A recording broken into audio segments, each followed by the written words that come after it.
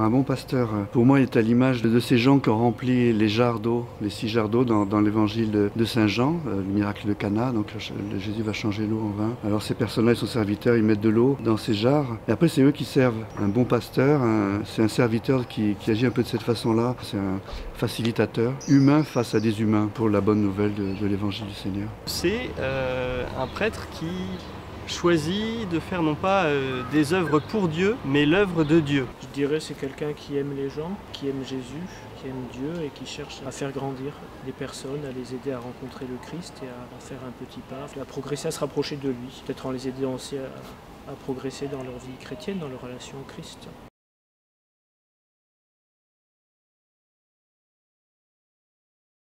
Juste ce matin, j'étais à une célébration à l'école et au collège de Saint-Nicolas, une célébration de fin d'année dans la cour avec 700 jeunes de la maternelle à la 3e. Il y a des catholiques, il y a des musulmans, des non-croyants et de voir aussi qu'il y a des lieux où des gens différents, de différentes foi grandissent, vivent ensemble. C'est l'Église qui permet ce genre de rencontre. C'est une joie pastorale. Le week-end dernier, je suis parti avec des mères de famille de la paroisse. On a vécu un beau pèlerinage à Rocamadour. Joie communautaire ensemble, joie d'avoir toutes ces mères qui sont très différentes et qui tout ensemble recherchaient Jésus. Hier en fait, à l'hôpital, alors c'est dans un moment, un contexte un peu difficile, une fin de vie, le monsieur est en fin de vie et donc sa femme qui voit bien la fin de son mari, qui lui demande pardon pour tout ce qu'elle regrette et surtout voilà, elle rend grâce de cette rencontre qu'elle a eue X années auparavant bien sûr. Et tout ça sous le regard de leur fils, chargé d'émotions sans être dans le pathos je dirais, mais vraiment dans la foi.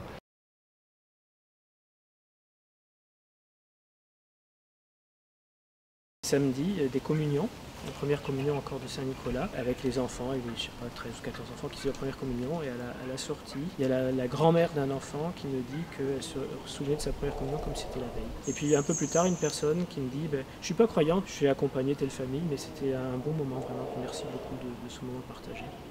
Pour moi, la joie spirituelle, c'est la joie que donne la parole de Dieu. Voilà. Et cette parole, plus ou moins méditée longuement, je la garde toute la journée. Voilà. Et elle construit ma vie, mystérieusement elle construit ma vie, en fonction des événements qui peuvent survenir, que je ne peux pas prévoir, bien sûr. La vraie joie, la joie profonde et spirituelle, et elle naît, à mon avis, de la fidélité à la prière. En tout cas, pour un prêtre, le fait d'être fidèle dans sa prière, moi je m'aperçois que ça donne une joie un peu constante.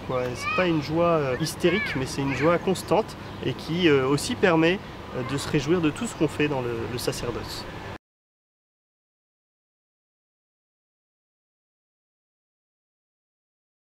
Le fait de consacrer les saintes espèces, que nous-mêmes nous ayons cette grâce de consacrer les saintes espèces, la grâce de pardonner les péchés, c'est sûr que c'est marquant et c'est impressionnant à la fois.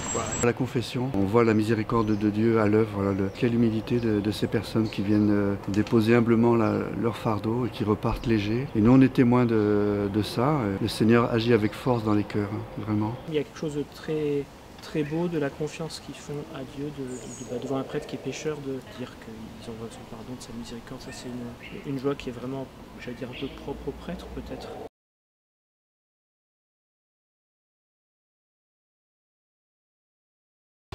Prier pour que les prêtres découvrent cette joie de la fidélité, que ce ne soit pas quelque chose de pesant mais quelque chose de libérant.